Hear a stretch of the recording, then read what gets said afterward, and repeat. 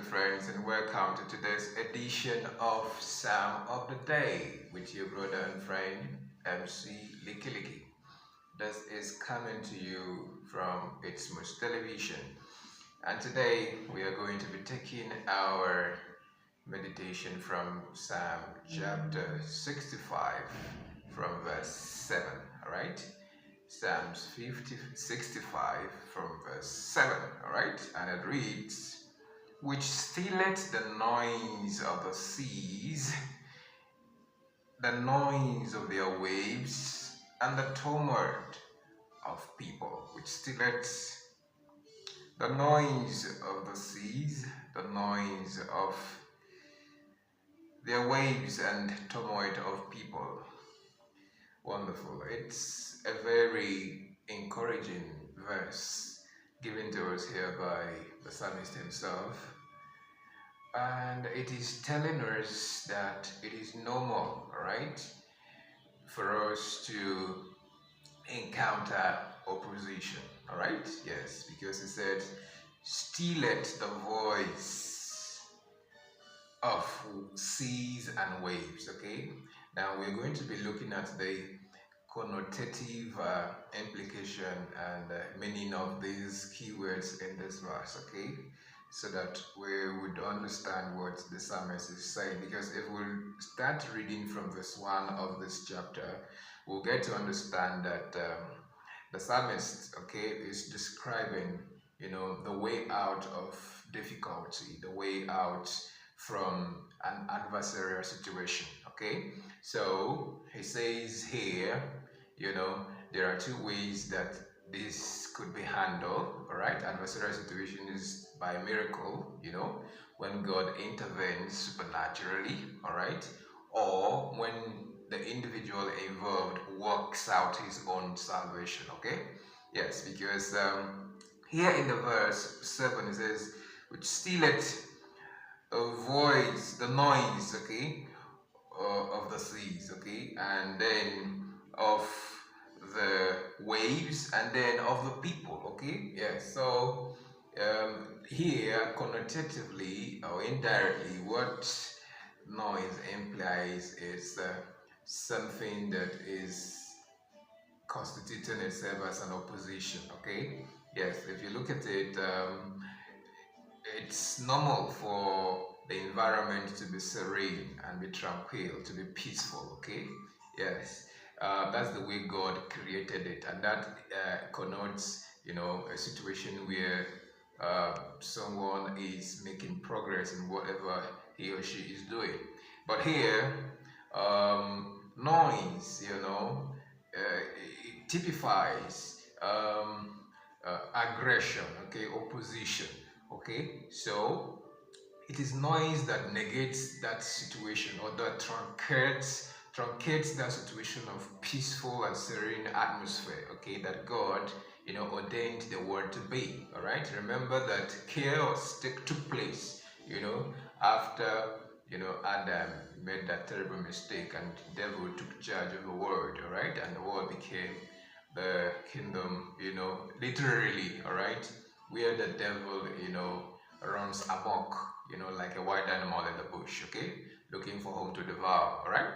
Yes, so it is normal, okay. Yeah, so that's what the psalmist is telling us. But he has gone a step further to tell us that God on his own, if we invite him, can take care of the situation supernaturally, okay.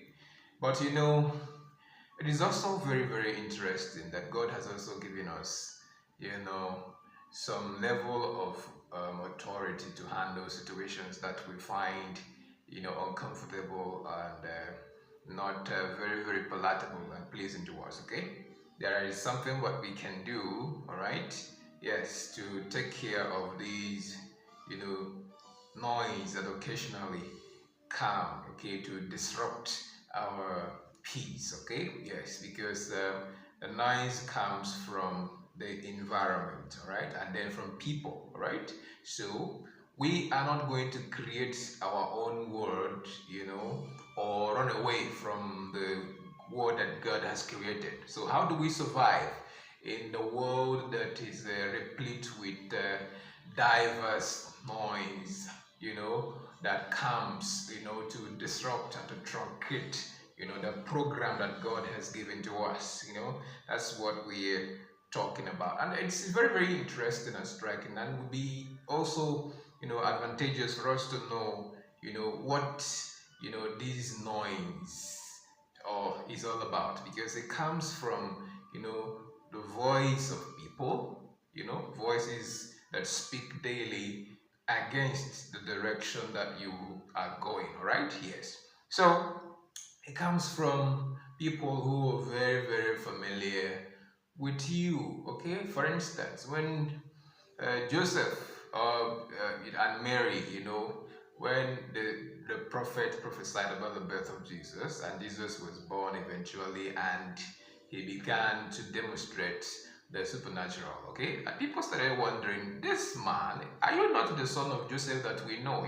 Voice of familiarity, beginning to trying to shut Jesus up, okay? Trying to make him, leave the assignment that was committed into his care, okay? Right there where you are, maybe you are engaged in one form of vocation or the other, and people have started saying, this thing that you're doing, are you a mumu or what? Don't you see it's not bringing in the billions that is required of the world today? What are you going to do when people who are familiar with you begin to talk you down and say, this thing, how can you be saying that you were this or you were that, or you can do this or you can do that? Are you not the person that we know? We know you now, we know your origin, we know your root, voices of position coming from people who are familiar with you. That's the first source of noise, okay? We are looking at the sources of this noise, that try to make us derail from the direction that God has given to us, okay?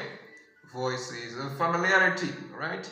And the second one is, voice of opposition and competitors, okay? Yes, there are people in the same environment who, for no reason at all, wouldn't like what you're doing, no matter how you do it, they don't just like, no, as far as it's coming from you, it's a no. You must not, progress, you must not, continue. So that there are people who are ordained enemies, okay? People who are ordained traducers. No matter what you try to do, it will not, please them, yes. So they are always, close by, looking at what you're doing, just to, make you to leave what you're doing. And interestingly, when you leave that thing that they have so much opposed you, from doing, they will now start even,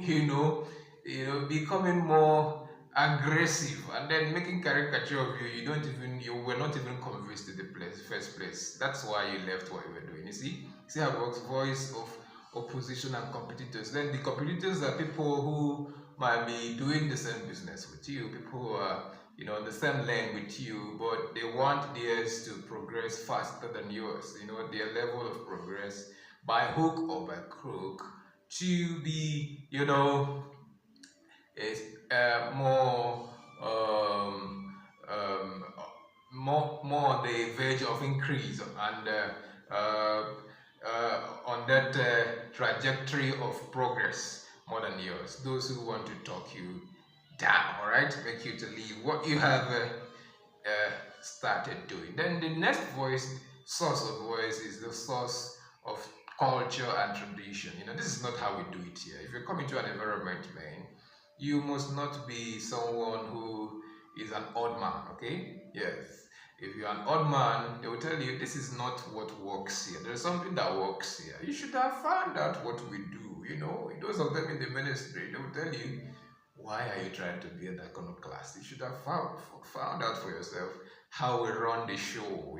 There's a way the show is run here, and if you are someone who is going to go against it, you will be a target, okay? Yes. Then the final source that we're going to be looking at today is the voice of fear and trepidation, okay? Yes, this one is demonic.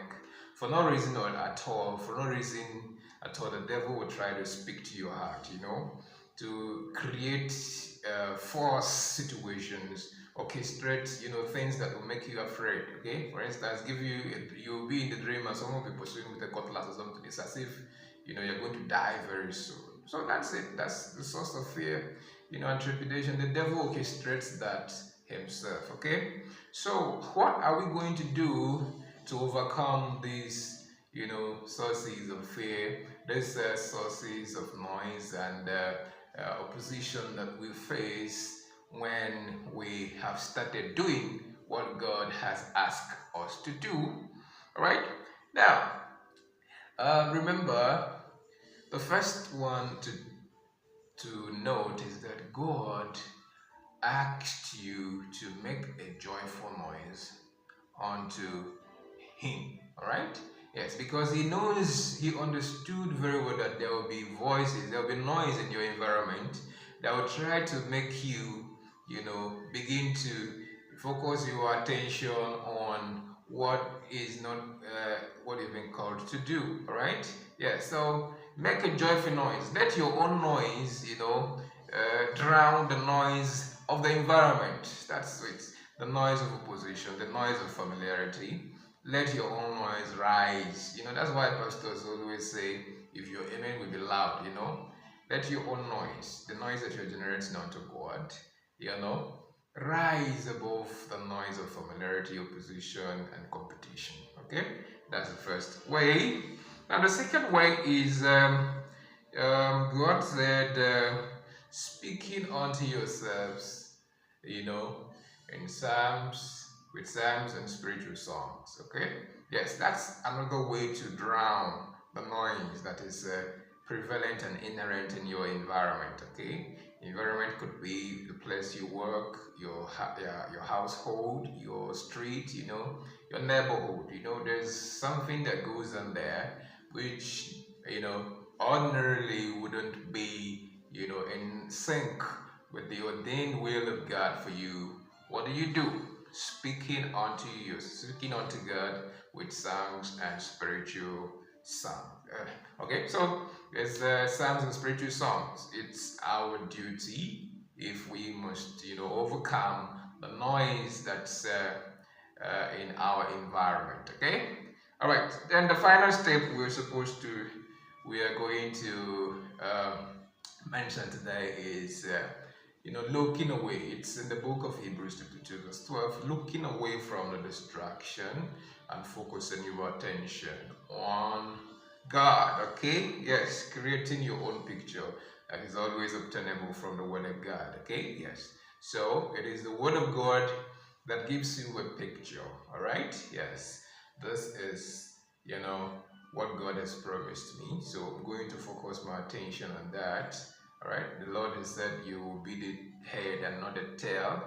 You would, the promises that God has for us in the book of Deuteronomy chapter 28. So, creating your own picture means you just take up that picture of the promises of God for you and begin to, daily proclaim what God has promised you. Okay?